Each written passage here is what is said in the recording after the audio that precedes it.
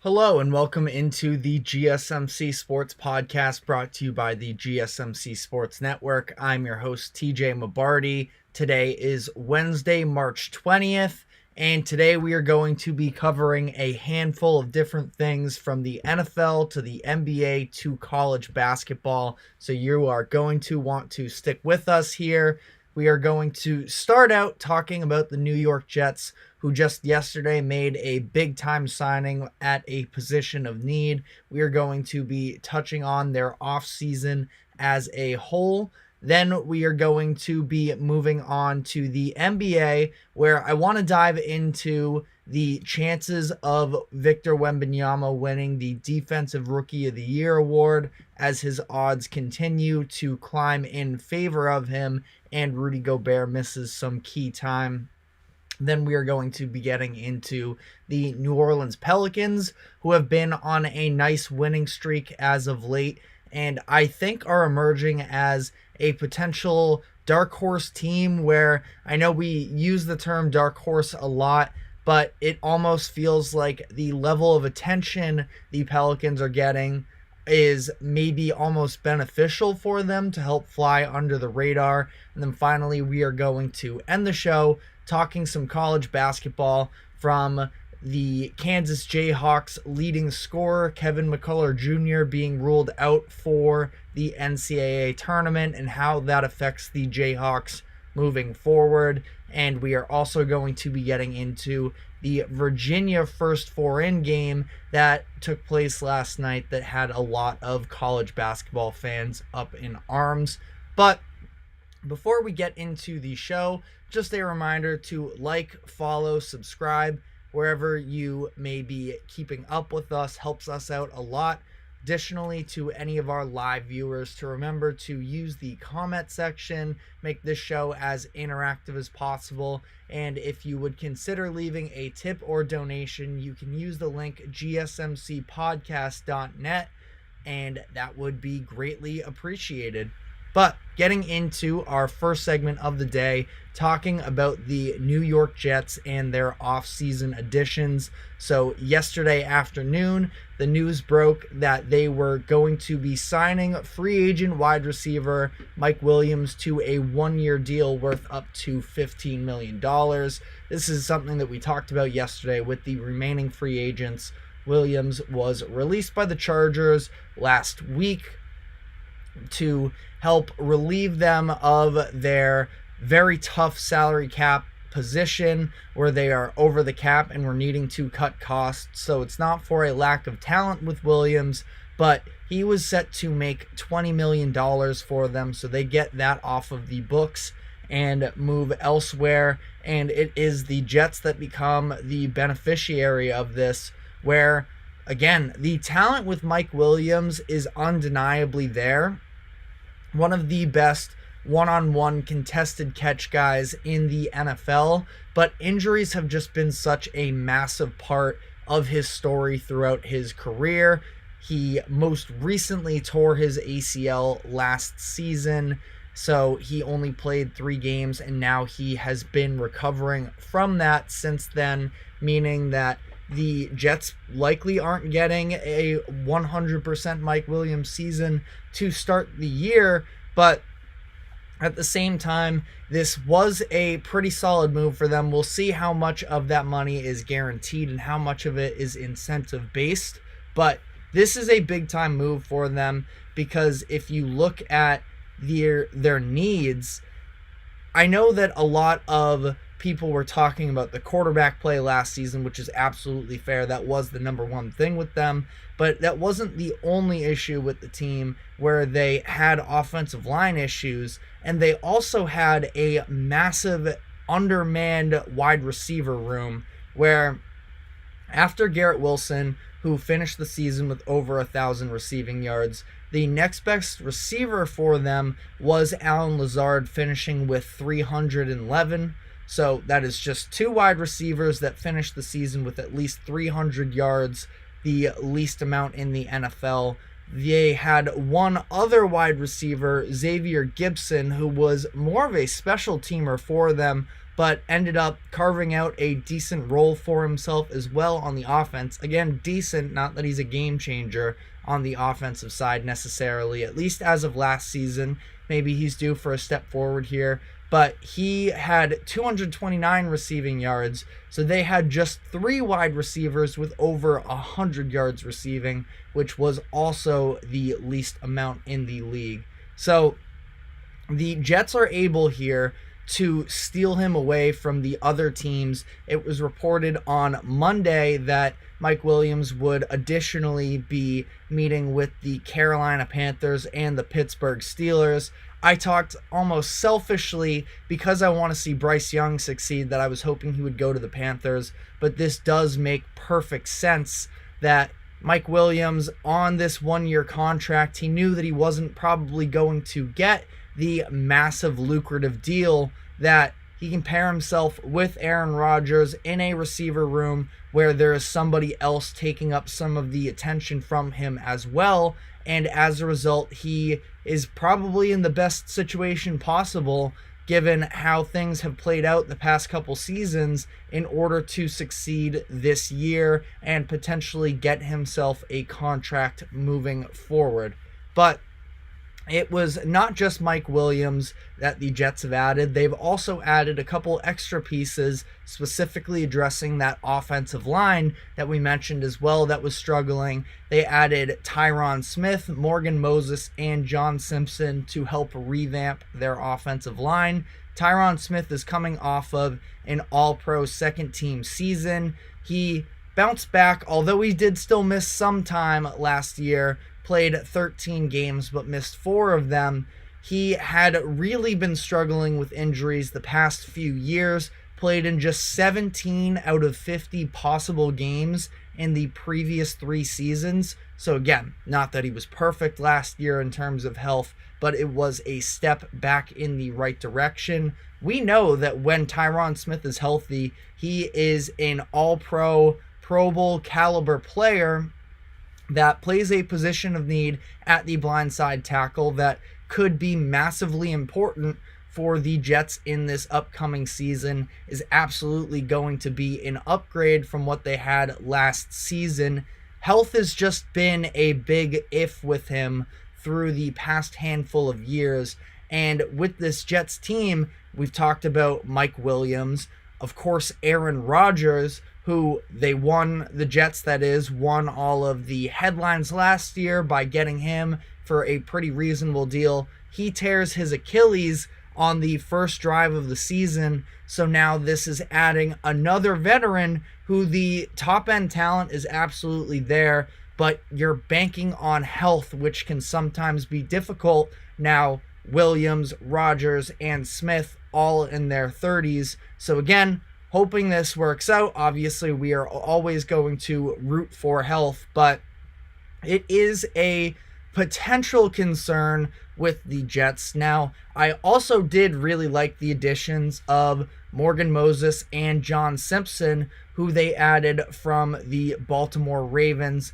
They both played there last season. Simpson was a nice little redemption story last year where he only started 2 games for the Raiders in 2022. He was ultimately cut from the team late in the year, and he ends up joining the Ravens for 2023 to compete with at the time when they brought him in, a 6th round rookie for the starting left guard spot. He ends up winning that spot, playing very solid football through the course of the year, and starts every single game for them.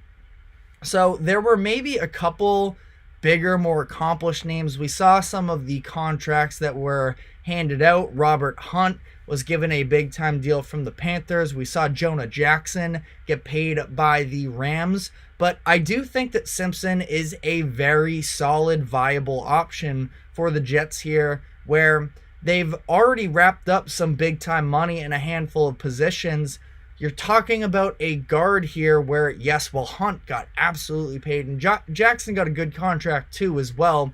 Talking about an interior offensive lineman, which by no means I want to diminish, but it's not necessarily the highest paid position in the NFL today. So I feel like getting yourself a solid deal with Simpson here was a nice move. They also added Morgan Moses, who should be their right tackle next season. He actually played with the Jets in 2021 and then had a 2-year stint with the Ravens the past couple seasons. The Jets traded to get him. They gave up a 4th round pick and a 7th round pick in this upcoming 2024 draft in exchange for Moses and a 5th rounder. So pretty, again, a low risk move, I would say. And they get a solid player. For the Ravens, they have some youth in the offensive linemen that they are hoping can sort of come up the ranks. And for all of the financial issues that they had almost with a lot of defenders, some receivers hitting the open market, we already saw them have to let Patrick Queen walk in order to try and help make sure that they were able to retain Justin Madubuike.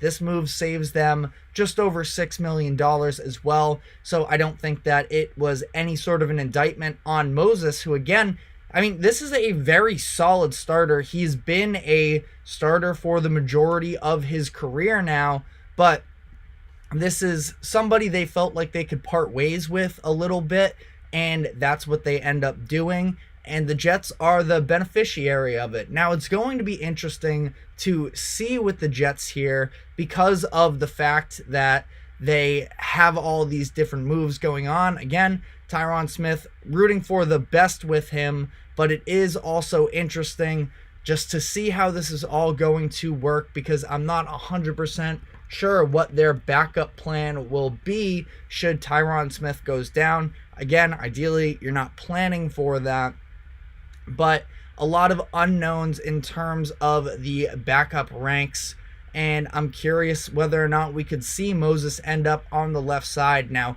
he's played on the right side for a lot of his career. Maybe that's a little bit of a reach on my part, but again, this offensive line group desperately needed the rejuvenation. Now it's a matter of whether or not they will be able to fully commit to that, because we also saw them part ways with Mekhi Becton this past offseason. Becton was a 1st round pick for them in 2020, just never really panned out for them the way that they were hoping he would. So they lose a little bit of that opening there, that extra flexibility, and we'll just have to see how this plays out for them. Other than that, they've made a couple other moves around the edges. I think Javon Kinlaw is a very solid move.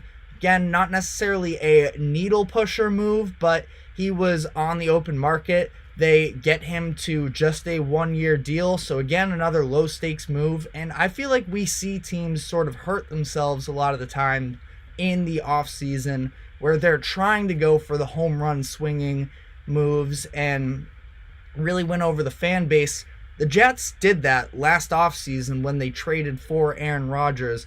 Now it's just about be smart, work within the lines here, and improve your roster. I believe they did so this year. Sure, they lost a couple people on the defense that could maybe be disappointing. I know that Bryce Huff was a big-time fan favorite for a lot of the Jets fans that I at least know personally.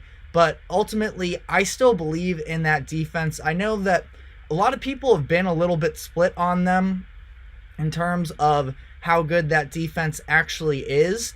But I think that they've been really given the short end of the stick the past few seasons, and the fact that they've been able to win in the range of 7 games per year the past couple of years does really speak to the level of talent that they have.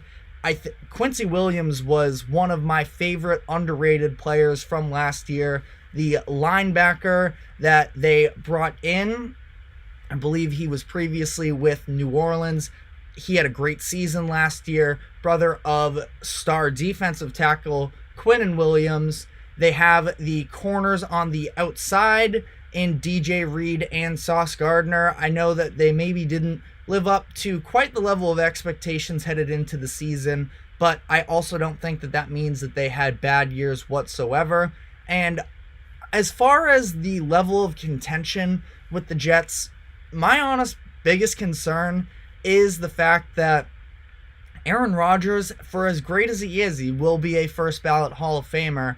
I get nervous about a 40-year-old quarterback trying to return from a torn Achilles injury.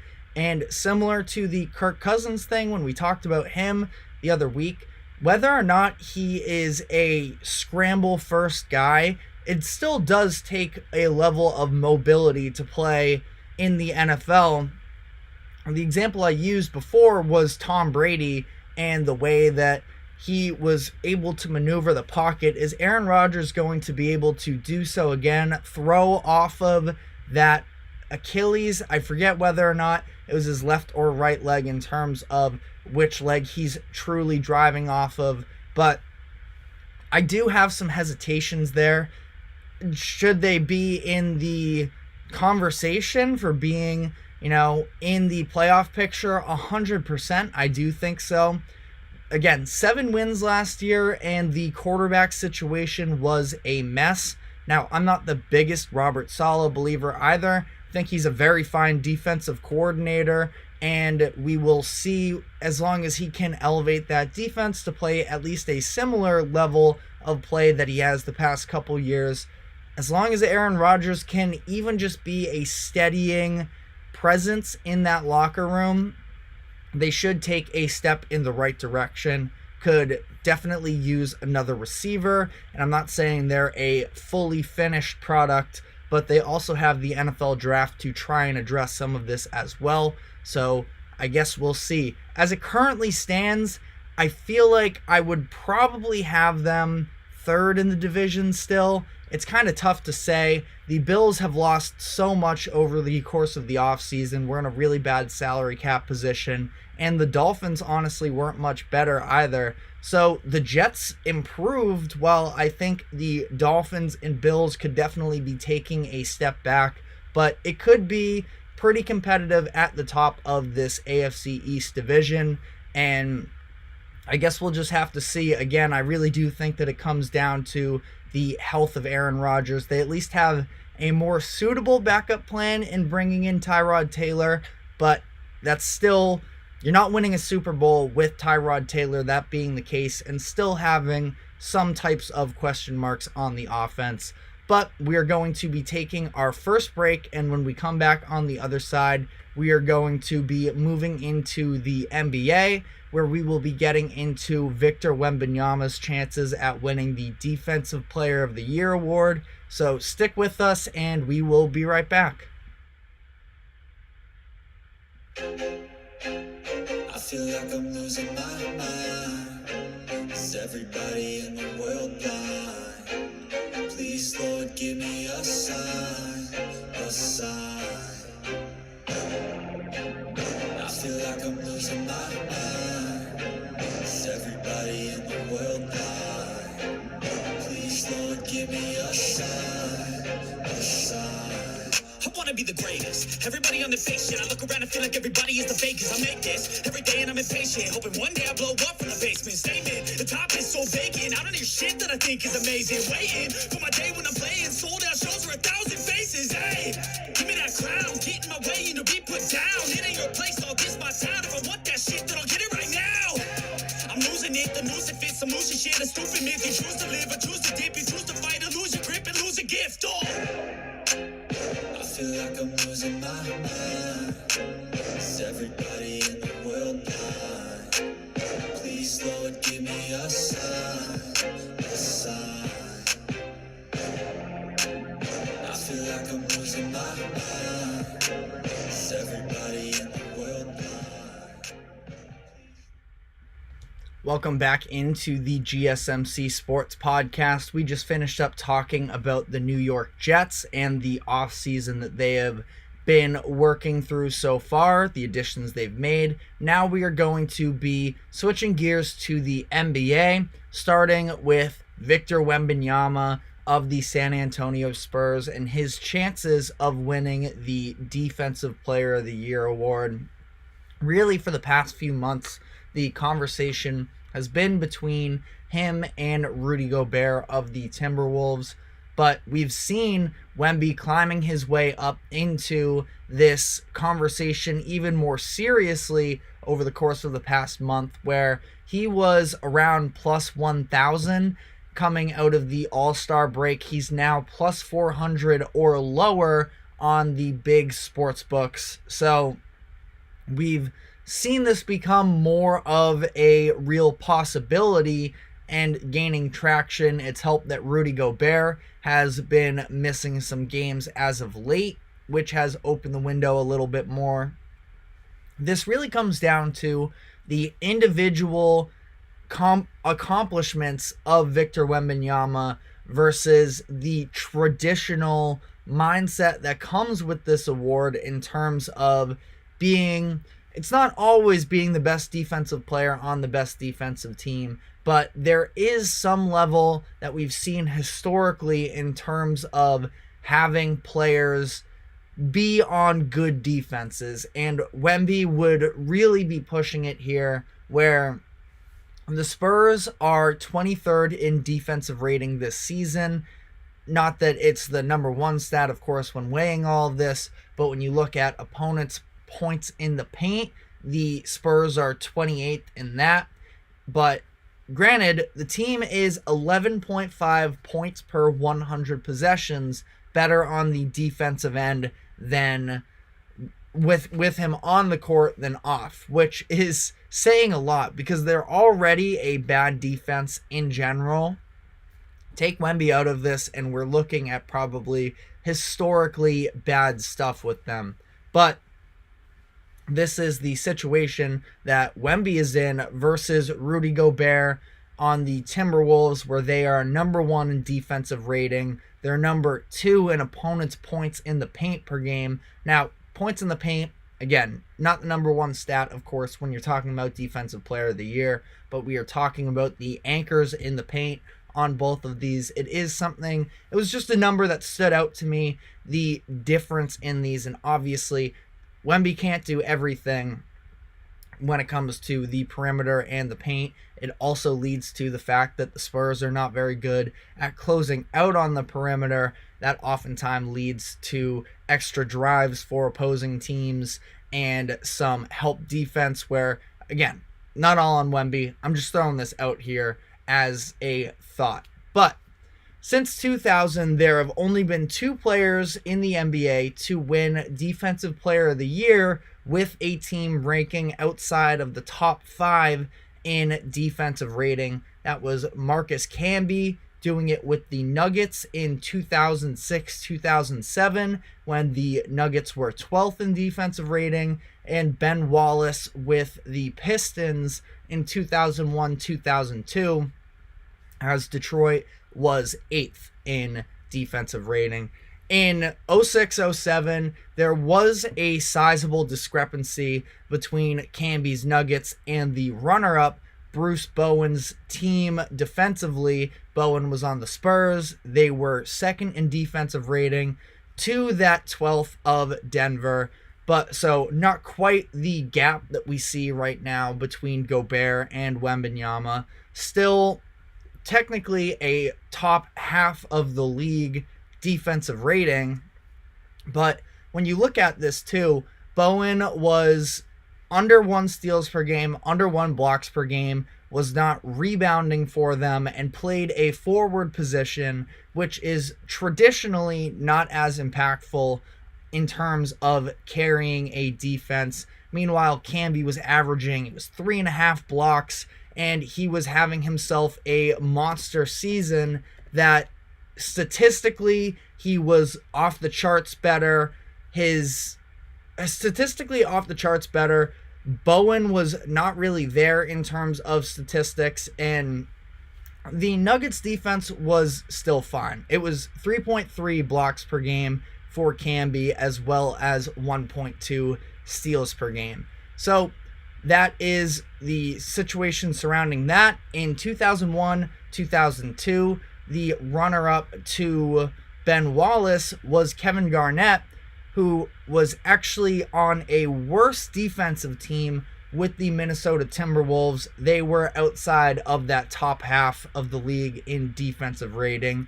Now we have Wemby here, again, 23rd in defensive rating. Not that I want to shove that particular stat down your throats. I just feel like it is indicative of sort of what we're talking about here, where traditionally in the NBA, not that it's an individual award, not a team award. MVP, All-NBA discussions, that it has more to do with winning in particular. Defensive Player of the Year is not the same level, but if you do look in the turn of the century, it has still been a factor how good the team's defense is as a whole. It's not just about individual stats. That being said, if we're talking individual stats, Wemby is doing everything he possibly could to break the tradition of what's happened with this award, where he's averaging 3.5 blocks per game, 1.3 steals per game, and since the All-Star break especially, he has become a different level of defender. 4.8 blocks per game, 1.8 steals per game.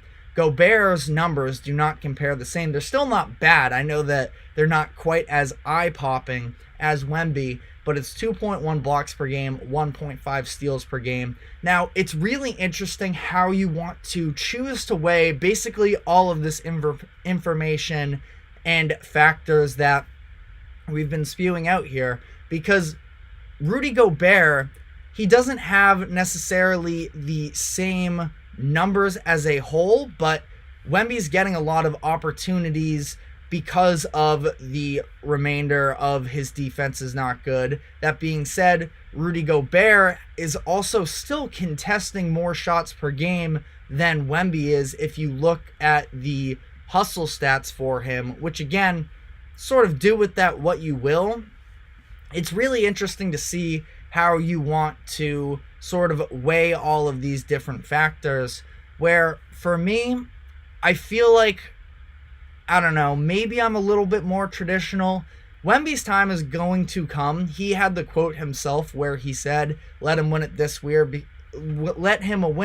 year, because after that, it's not his turn anymore, which Wemby is just so good on the microphone. He is such an ideal candidate to be the face of the league, that I do think that is sort of the direction we're headed in the NBA. Not that that means that we can afford necessarily to steal an award for him, but again, it's really tough when you look at, if your argument is team success shouldn't matter, this is an individual award, not a team award, I really don't have much of a counter argument other than that this is what it has been through the history of the award.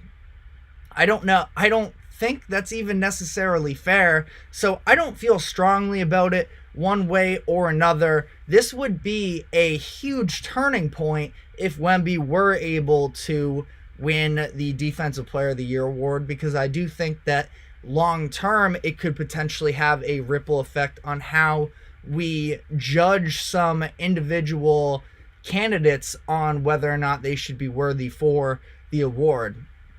So it's finding that line of whether or not the individual statistics can overtake the general eye test again. Eye test also goes to Wemby too, so I don't even know if that's the right way to put it either. It's such a complicated debate, I feel like, and it stems from the fact that, unfortunately for Wemby, he was the number 1 overall pick because the Spurs are as bad as they are, and ultimately he's going to be an all-NBA first-team player anyways, so it just comes down to this one award, this one season as it is.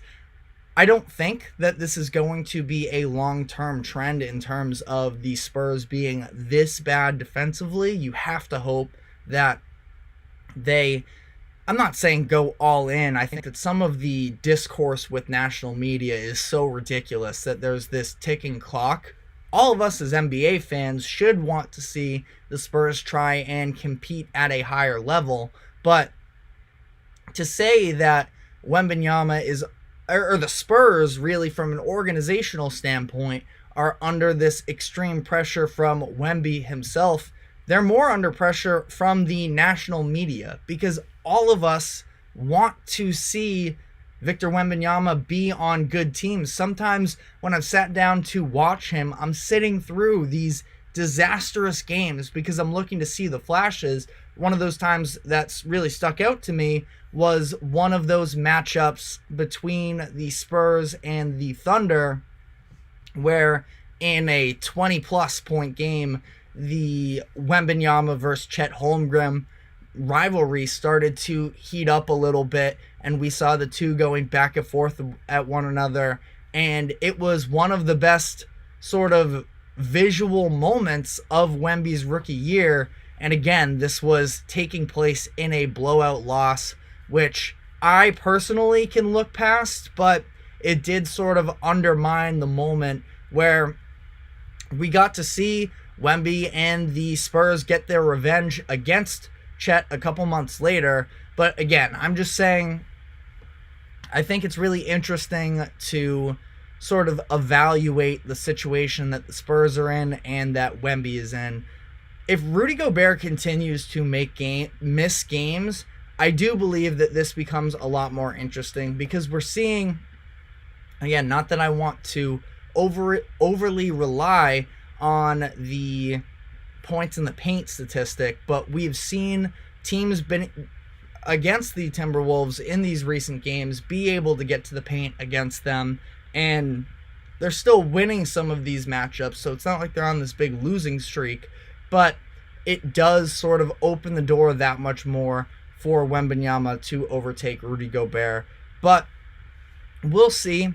I'm curious how this is all going to play out. Again, if I were to bet on this, I think that Rudy Gobert is going to bring it home because of the traditional weight that has come with this, but I do think that it's going to be very interesting to see how we as NBA fans and how the voters of the award are going to weigh the team's defense as a whole in comparison to the individual player. Because again, I know that it's defensive rating as a team is a team stat.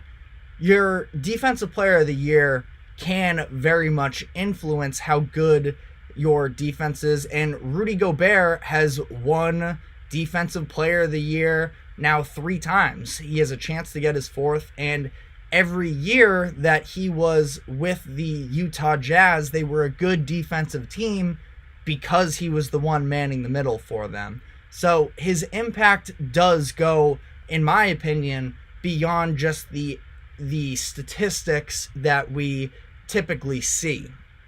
But on that note, we are going to be taking our second break, and when we come back on the other side, we will be getting into the New Orleans Pelicans, who are on a bit of a winning streak here, and I believe are emerging as a potential dark horse team in the Western Conference. So stick with us, and we will be right back.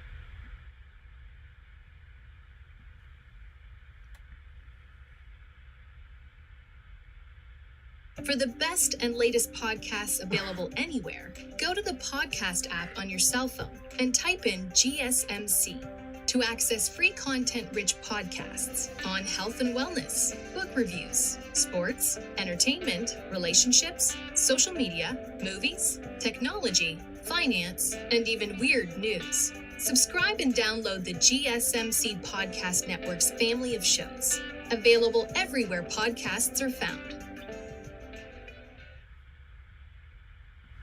Welcome back into the GSMC Sports Podcast, brought to you by the GSMC Sports Network. We just finished up talking about the conversation as to whether or not Victor Wembanyama should be the Defensive Player of the Year. But now we are going to be moving into a different team in the Western Conference, in the New Orleans Pelicans, who have been playing really good basketball as of late. And I don't think that they're getting necessarily the national attention for it. Now, we're talking about the Pelicans here. They've never been a team that have necessarily garnered national attention.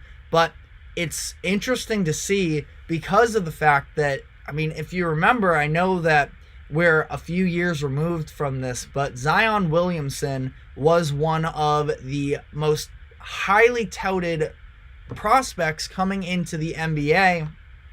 So much so that, honestly, if you look back to all the circumstances that went around there where COVID came in and shut down the regular season, we ended up having the bubble. But the NBA, a lot of people argued that the NBA was extending the potential playoff race and the play-in tournament to try and include Zion Williamson in the events. This was during his rookie season, and really since then, because of a lack of him being able to stay healthy, and honestly not just healthy, but some of the effort related things, he's very much fallen out of the good graces of NBA fans in general. And now we see that he does still have this ceiling that can really be effective. I mean, we're talking about someone here who almost made All-NBA teams in his second year when he really started coming along late in the year, but injuries got the best of him in 2020-21. He ends up falling out of that, misses the entire 2021-22 season, and most notably, when he was talked about earlier this season, was during the in-season tournament where you had Stephen A. Smith just laying into him, talking about the chefs and the cooks in New Orleans that loved him so much. Literally some of the most disrespectful conversations I have personally seen about an individual player. And now here we are where Zion quietly has really turned himself around. And again, we're talking about a multi-time All-Star here in a very short career. So it's not like he's been entirely short of, getting some of his respect. But now I feel like it's very interesting with the Pelicans, where they've won 7 of their last 8 games. They're on a little 3-game win streak themselves. And the Pelicans are right in the middle of this playoff race in the Western Conference. We talk so much about the Dallases, the Phoenixes, the Lakers, the Warriors, all these teams that have been struggling to stay consistent over the course of the regular season, and whether or not they can turn things around and make the playoffs. Pelicans have never really had that issue. They've been right in the heart of the race the entire time. They are one of 4 teams in the Western Conference to have a 500 or better record against teams also 500 or better. They are 21-17. They are currently matched up with the LA Clippers for a potential 4-5 playoff matchup. They won, not that we've seen historically, especially as of late, the regular season does not translate to the postseason a lot of times in terms of whether or not those records actually matter. But the Pelicans won the season series 3-1 against the Clippers, and I don't think that the Clippers would want any sort of problems with the Pelicans in the playoffs, where the Pelicans have the size, they have the physicality, they have some good scorers on the team, a lot of solid role players, they're deep, and I do think that they could be a real problem. One of the most dominant Zion performances I saw this season came against the Clippers, where he was quiet for a lot of the game, and he just ended up in the fourth quarter using his size to just force his way through the Clippers defense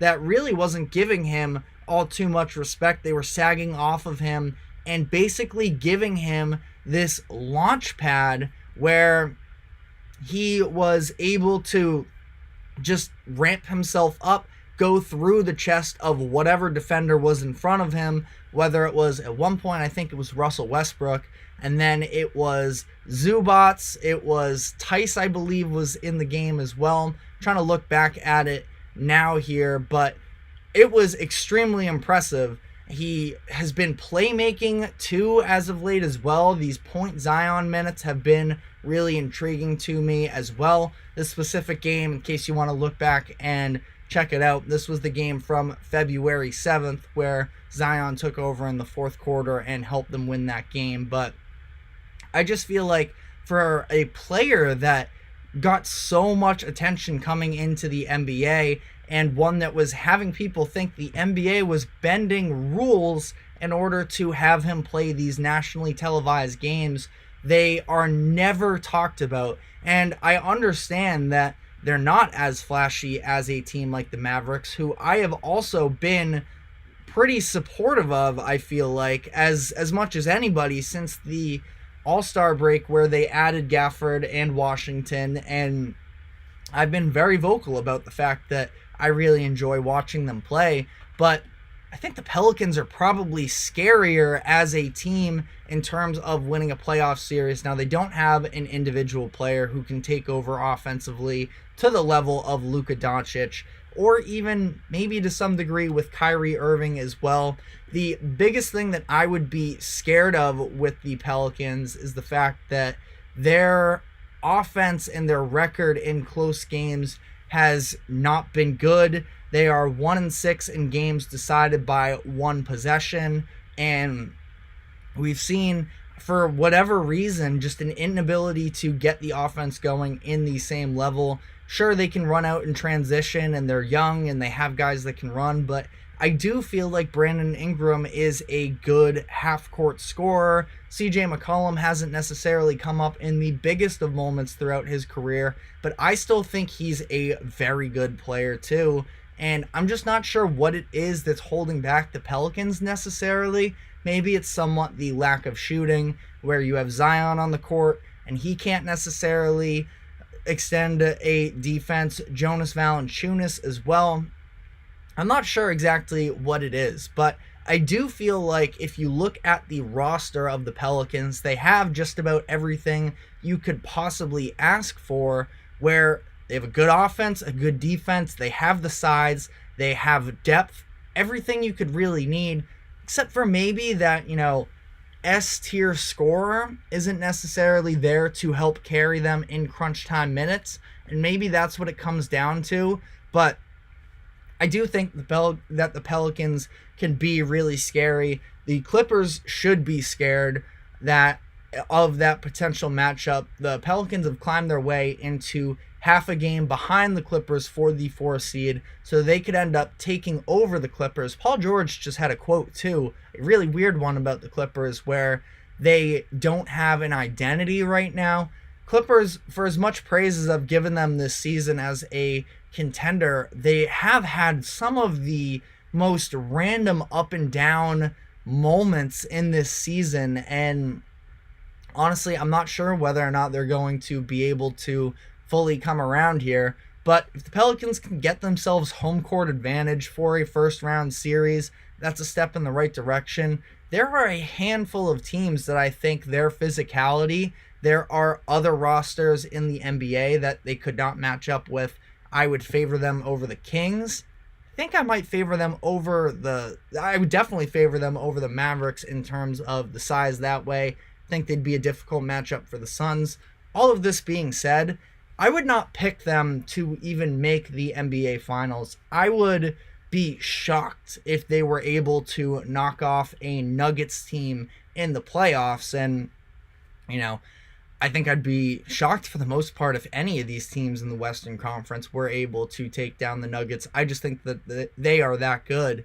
But I do feel like there is a real lack of attention that the Pelicans get that they are probably deserving of, and they haven't really done anything, again, outside of these close games. That is definitely a red flag for me, and which is why I can't fully get myself to make the full-time claim they can make the finals.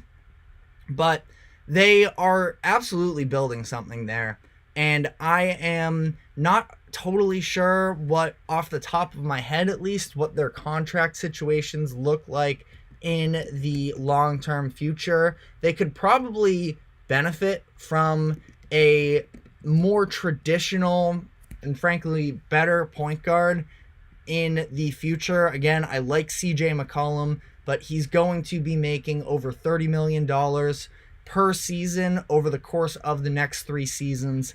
Feel like that money can be allocated somewhere else better, but you have Zion under contract, you have Brandon Ingram for another couple years, you have Herb Jones on a steal of a contract. Herb Jones, one of my favorite players in the league, but I do think that there's a lot of things that this team can really figure out. Jordan Hawkins on a rookie deal, Trey Murphy on a very cheap contract as well that I'm sure that they will try and work something out long term with. But as opposed to me just continuing to list off their future salary cap situation, I just want to sort of put it out there and ask, what is it that the Pelicans need to do to fully earn the respect of the national media? Because to be fair, again, I'm not 100% saying that they should be viewed as a top-tier contender or favorites in their own conference or anything like that. But I do struggle to find a list of teams in the NBA that I truly think are better than the Pelicans. And again, maybe this is something that makes me end up looking stupid because of some of the late game concerns with them, but I think that they are really up to something in terms of putting together a good roster. And I'm just curious sort of what the audience here thinks is the solution for them. And maybe, to be fair, I don't think that getting national media attention is a very good thing, frankly, in professional sports, where once you have all these people talking about you, it's that same thing that we see all the time of humanity building people and things up just to tear them down. Zion Williamson, especially with some of the, weight control stuff, some of the off-the-court issues that took place this past offseason, not that it's necessarily on him, but I feel like he is somebody who could probably benefit from flying under the radar a little bit. Brandon Ingram, I definitely think, deserves more credit.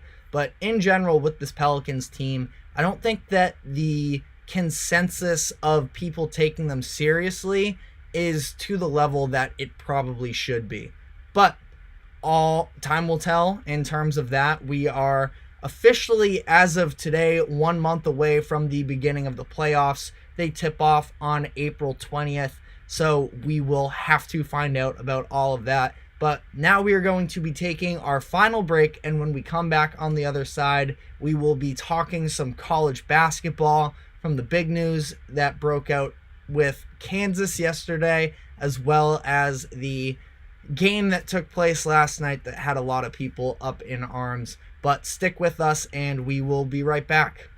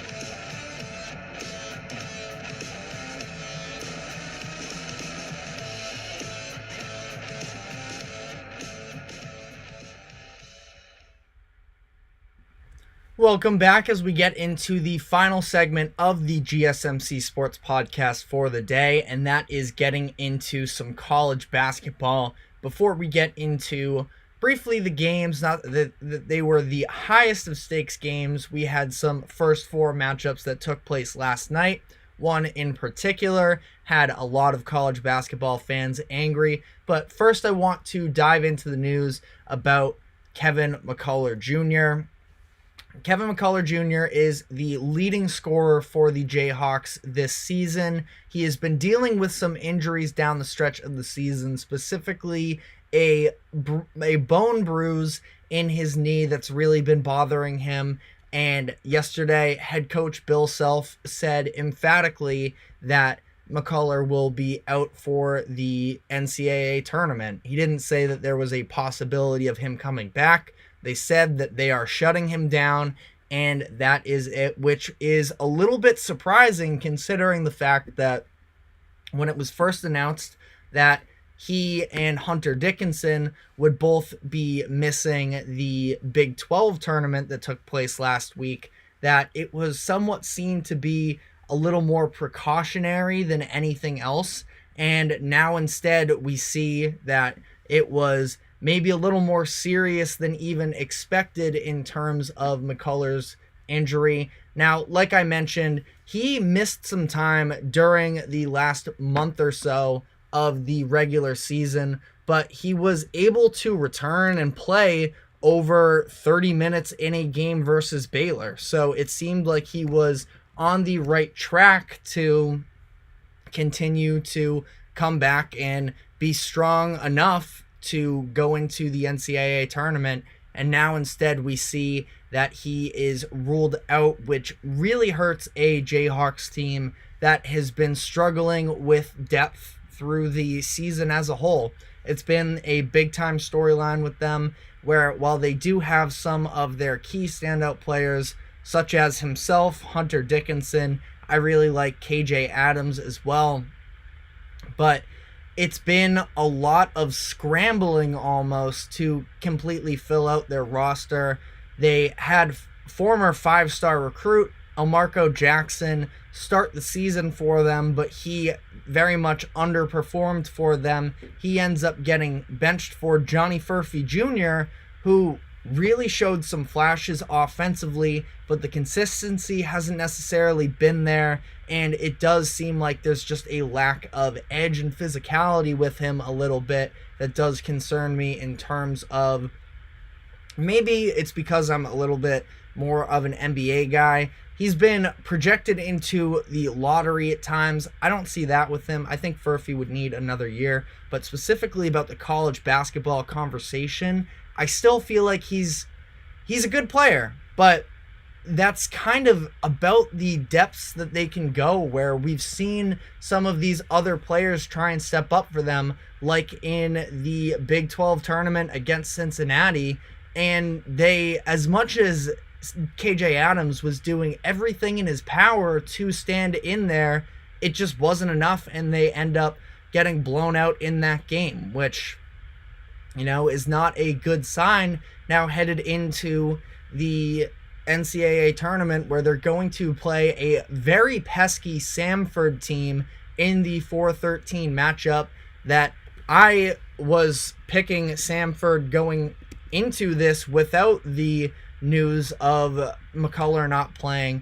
Now, I'm curious. I want to check right now as well what we're looking at for the betting odds on this game, because I'm sure that Kansas is still going to be favored, but it's down to 7.5 points, which is still pretty decent. But Samford is a team that presses you all game long, and for Kansas here to be as shorthanded as they are and now have to face this type of opponent, I think that they could fatigue quickly, and I'm not sure if they're going to have the legs and the depth to rely on off the bench in order to help elevate them over this matchup. Now, ultimately, playing a 13 seed, it would be disappointing for them, absolutely, if they weren't able to win this game, but ultimately, we're talking about Kansas here. Big picture, I don't think anybody was ever really picking them to win the national championship anyways. So it's not like this is some massive revelation. Again, even if McCullough wasn't out, I think a lot of people probably would have had them out before the first weekend anyways. But it's a bummer for Kansas, who now has lost their leading scorer in the tournament this year. Last year, Bill Self had a heart condition that he had to get surgery on, I believe, that took him out of them coaching last year. So after winning the national championship in 2021, 2 straight years in 2022, now 2 straight years of a big-time loss from a personnel standpoint with the Jayhawks that could be holding them back. So we'll see if I'm proven wrong, but I am definitely worried about Kansas in these coming days. They tip off against Samford on Thursday night at 9:55 Eastern. So we will see how that all plays out. But getting into some of the matchups from last night, specifically the one that had a lot of people upset, Virginia versus Colorado State. Virginia had a down year this season, and with the style of game that they play as it is, never being really all too much of a talented offense, they were not the most popular with a lot of NCAA fans, and their resume didn't necessarily jump out all that much either, especially struggling down the stretch of the year as well. Coming into 2024, they suffered multiple blowout losses down the stretch of the season and really didn't have too much of impressive wins to stand by. And now here they are, they end up getting the spot. There were a lot of people upset about the lack of some of the Big East teams that were left out. Ultimately, it was none of them that were even the first couple teams out. The first team out was Oklahoma. So you take out Virginia, Oklahoma would have replaced. Indiana State as well was second, who, granted, both of those teams were better than Virginia. And, you know, traditionally, it's sort of unfair to get on the committee after watching the results that happen. But if there were to be an exception to that, it is probably this game, where everybody knew that Virginia was pretty fraudulent, and you were banking on the idea of Virginia basketball being able to play that smothering defense that, you know, they're still not bad defensively, but it's just not the same as what we saw when they won the national championship in 2019. And I do think that it becomes a very interesting conversation when you look at Virginia basketball and the way that they typically play under Tony Bennett with this hard-nosed defense. They typically, and you look at 2019, they had a lot of veteran guys on their roster. And now we are in an era of college sports where it's not necessarily what we see. We see a lot more transfers and a lack of guys really sticking around for too long. Out of their group, they didn't have any freshmen that were getting big-time consistent minutes for them. DeAndre Hunter was the youngest of the group, where he was a sophomore. He ends up going to the NBA that following season as a lottery pick.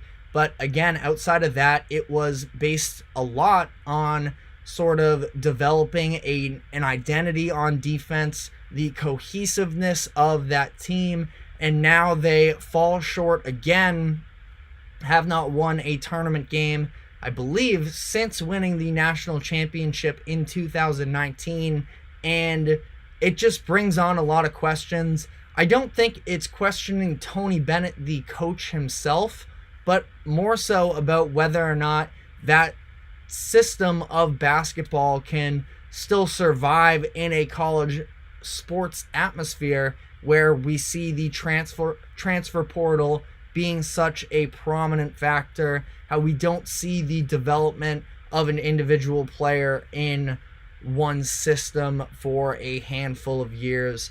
And it's just really interesting to think about with Virginia because they have had some kind of roller coaster, even dating back to, of course, the year prior to winning the national championship, being the first 1 seed to ever be upset by a 16 seed. So they have been all over the place since then, and now find themselves out after the first 4 matchups. Ultimately, again, I'm not calling for any sort of a changing of the coach at Virginia, but I do think internally with that program, they might have to sort of reconsider some of the strategies that they play with, where this game was just so ugly. And understandably, it's important to keep in mind that it's sort of at least parts of the first half. The incompetence on offense was a little too much, but they do typically play, I wouldn't call it dirty. It's more so dirty in the fact that they just drag other teams into the mud and have these defensive matchups. We saw flashes of that in the first half, but then once Colorado State was able to get going, it was just not a contest. Virginia only scored 14 points in the first half. They went from the 9:20 mark of the first half to the 16:38 mark in the second half without a point. That is 12 minutes and 42 minutes of game time without a score. I saw the broadcast crew on True TV put one of the most absurd graphics that I personally have ever seen, where Virginia finally broke their scoring drought at 10:40 Eastern time. 10:40 p.m. Eastern time. They gave a graphic where they said Virginia's first points since 9:48 Eastern. So they took out the actual clock, not just the game clock, but the actual clock, and just buried them with that one, really. Almost a full hour without a point for Virginia. It was a really tough showing for them. For Colorado State here, I think that they are a good team. I had them coming out of this anyways, and I do think that there is real upset potential when they take on Texas in the round of 64, where in this game, we didn't even see the best version of Isaiah Stevens, who is their lead guard and is somebody that has sort of been looked at as someone who can win over a bunch of people and become a March Madness hero.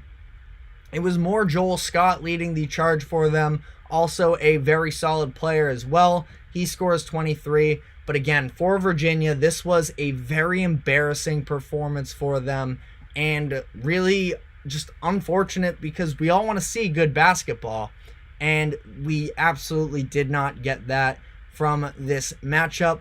Be curious to see how Colorado State plays from here on out. I guess briefly touching on the Wagner versus Howard game. To be honest, I didn't even necessarily know the full Wagner story here, but they haven't been practicing full contact for 2.5 months due to injuries. They have 7 active players that they've been playing with for the past couple months, and they come in here against Howard after, also keep in mind with Wagner, they were just 13-15 in the regular season. They were the 6th seed in the NEC conference tournament, and they ended up winning, closing out the tournament, winning their first ever NCAA game against Howard here, and just really incredible stuff and really fun to see for them. Melvin Council Jr. was incredible, helped them come out to this double-digit lead that they carried for a lot of the game, but Howard ended up making this a really good matchup based off of some of the pressures and traps that they were throwing at the Seahawks. They end up getting the score down to 1 after an intentional foul situation. It was a 3-point game, and the Bisons had the ball with 14 seconds left, down by 3. They got 3 good looks from the 3-point line to tie that game. They had grabbed a couple offensive rebounds, but none of the shots fell. and the game ended up losing there. So it did end up being a very fun finish and a nice way to kick off March Madness. So that was just the beginning of this tournament, and I do think that we are in for a real crazy one because of the way that we've seen this season play out. But that is all we have time for today. Thank you very much for tuning in. Thank you to the GSMC Sports Network for allowing us to host this show. Please like, follow, subscribe wherever you keep up with us. It helps us out a ton, and we will see you again tomorrow at 2 o'clock. So, yeah, see you then.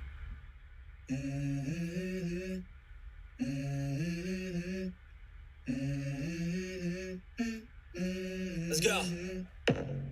I wake up to a little bit of drool on my pillow, feel like it's gonna be a bad day. Yeah, I'm tired of shit, and the coffee ain't hit yet.